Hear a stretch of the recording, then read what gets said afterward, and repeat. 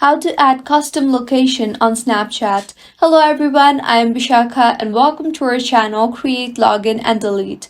Let's get right into the tutorial. Open the Snapchat application on your device. You will be led to the camera, so take a random snap first and now tap on the sticker icon on the right side of your screen. You will see the option for location. Tap on that. You will see a bunch of location recommendations there. In order to add a custom location in the search bar, add the location name and search for it. Scroll down to the bottom and you will see the option for suggest a place. Tap on that. Snapchat will now give you a form that you will have to fill. So go ahead and fill up the form. Enter your name, address, category regarding which category suits your location the best, add in the attributes, hours, website if you have any, and then add the phone number and photos.